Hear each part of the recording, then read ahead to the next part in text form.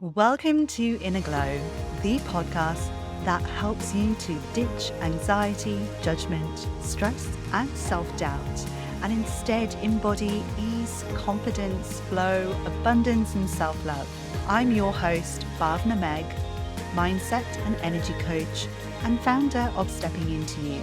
I work with individuals just like you on emotional, mental, and energetic levels to help you to fall in love with yourself and glow from the inside out. This is episode 1, Shame on You. Today we'll be diving into the deep end of body image and judgment. Now, I've had my fair share of body shame, which has kept me small, kept me in self-judgment, and comparing myself to friends and celebrities. I'll share a few of these with you today and the impact that they actually had, with a little bit about where this shit comes from.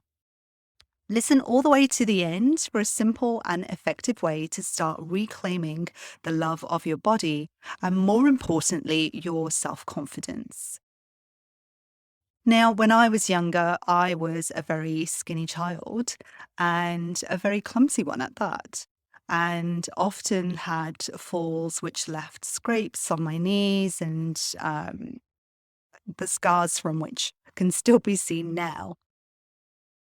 As I was growing up, I claimed many nicknames related to having long legs or being skinny, some of which include Daddy Long Legs, which was claimed because I was able to jump lots of squares and hopscotch, Giraffe because I was one of the tallest in my year in high school, and Chicken Legs for having legs that were long and skinny.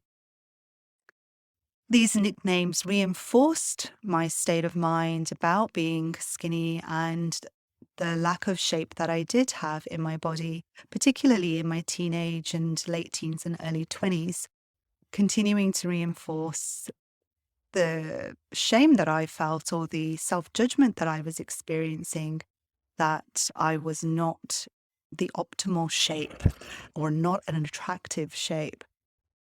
Through high school, I actually found myself wearing lots of baggy clothes.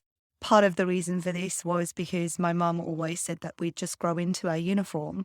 But also, this actually created a safe space for me because it meant that I wasn't showing or revealing any part of my body, being able to wear long, baggy trousers as part of my regular uniform and larger shirts and blazers than what was fitting for my body kept me and my body hidden.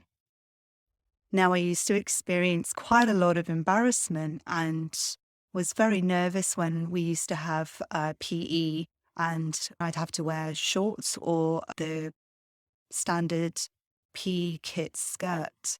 I went to school in a girls' school, so it was very normal for us to wear the PE skirt with the PE knickers underneath. And this made me feel very, very self-conscious, not only having skinny legs, the scars that came with it from all of the falls that I'd had as a younger child, and then how I looked in comparison to how my friends looked. It's interesting reflecting back on some of these situations and these feelings and thought patterns now, and how they actually continued to be perpetuated through my teenage years and through my 20s. When I was in my early teenage years, I actually felt quite unwell. And as a result, the weight that I did have, I was losing and not maintaining very well due to problems I was having with my gut. And this continued the perpetuation of the beliefs that I had around being too skinny, not being the optimal shape or the optimal weight, and reinforced by the doctors that I was seeing and was in the care of by being told that I was in the bracket of underweight and needed to eat more food, put more weight on, and so on. This actually continued into my 20s. I used to train quite a lot in my 20s when I started working full time, probably 3 or 4 times a week. I'd train 30 to 60 minutes a day after work during the week. And very much conscious of what my weight was, maintaining what was supposed to be a healthy weight within my height and age bracket, and constantly striving to reach that, or which was often the case, rather than maintaining it whenever I got to that optimal weight or the midway beyond the bracket that I was supposed to be in or was told to be in, I would often quite quickly lose the weight because of my gut health issues. So there I was, and there I have been in this constant cycle of self-judgment, of being underweight, being skinny, and being obsessed with putting weight on. Now, I have to say, and I've said this to trainers in the past, this is not a conversation that I would often even be able to have with my girlfriends, because it's not something that is very commonly discussed. And I felt that, like, I had friends who were wanting to lose weight, and social conversations for women were all about losing weight. So it felt unacceptable for me to talk about with my friends that I'm trying to put weight on. I need help putting weight on, or I struggle to put weight on and keep it on. These felt very unacceptable to me, which continued to feed the shame I had around my body and what it looked like. So, where do these beliefs come from? Where does the shame and the self judgment come from? Now, in developmental psychology, they talk about how up to the age of 7 or 8, we're forming our inner world. So, forming those subconscious programs and beliefs that essentially make up our personality growing up.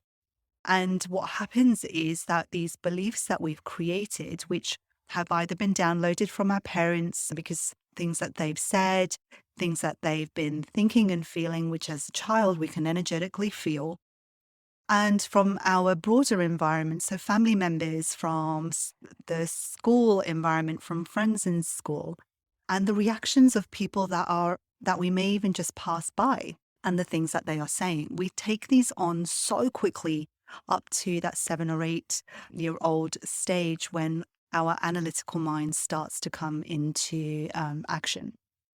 Now, beyond that, after the age of 8, we're looking for and seeking out things in our environment which reinforce those beliefs that we've already programmed. So, if I have created the program before the age of 7 or 8 that I am skinny, or that my body is not attractive, or that I should be ashamed of my body, then I'm going to continue to look for things that make that belief, or those set of beliefs, true moving forward. Which is a really, really interesting thing to say. And you may challenge this. And the analogy that I use often with things that we are creating and perpetuating into our reality are things like when you go to buy a new car and you find one that you've never seen before, and then all of a sudden you see that car everywhere. Before you've bought it, you're thinking on it and you see that car everywhere. This is information that is now in your awareness. So the car, when you thought to buy it, the car now is become part of your awareness, and you're seeing it in your environment.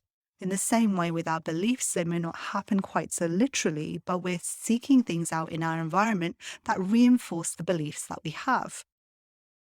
So the way that my beliefs were reinforced as a child, in going into my teenage years and then into my 20s, I'm physically having a sickness that actually made me extra skinny, so was unable to put weight on.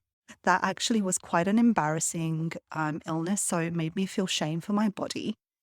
And then doctors reinforcing to me as I got older, into my late teens, into my early 20s, that I was underweight for my height. And then with personal trainers, I was being told that I was underweight for the normal. So we're constantly seeking this out. And then, not to mention social media, TV, celebrities, all of these things that are telling us what beautiful looks like. We find a way to compare ourselves to that. So, what changed? Right. Okay. So, here we go.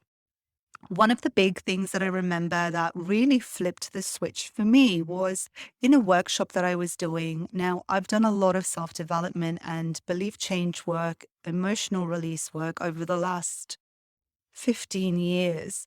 But there was one thing that stuck out and does still stick out for me was probably about 6 or 7 years ago.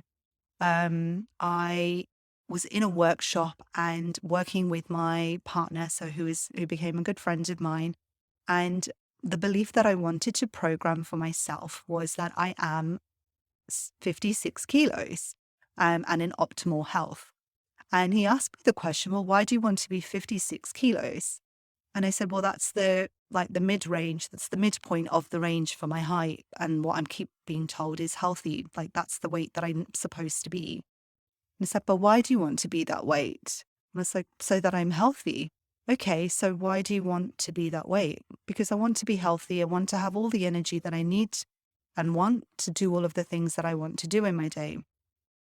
Perfect. Right. Okay, let's put that into a belief statement. So my belief statement became, I am the optimal weight that allows me the energy to do all of the things that I want to do every single day. Now, how expansive is that belief compared to I'm 56 kilos, I am within the normal weight bracket for my height? Those are so limiting. But what I actually really wanted was all of the energy that I need for the day to do all of the things that I love doing every single day and that I need to do every single day. That's the real reason and driver behind weight goals, I would hope.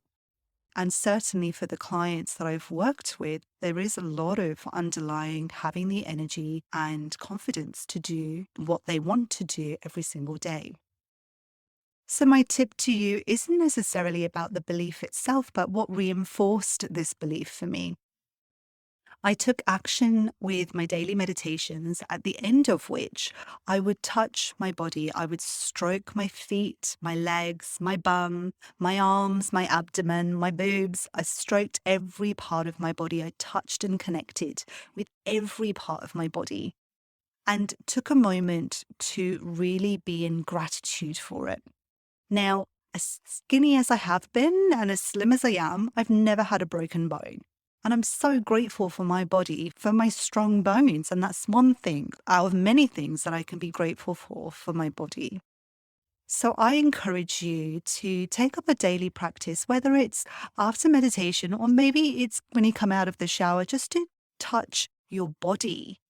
Touch and connect with every single part of your body and find something to be grateful for and really feel into the gratitude of that one thing. And once you've felt into the gratitude of that one thing, maybe repeating it a few times, then find something else to be grateful for and keep repeating it, because when you're grateful for your body will be grateful for you and will show up in a way that you want it to. That's all for today. Thanks for joining me, and be sure to tune in next week where we will take a little dabble into relationships as feedback on our inner world.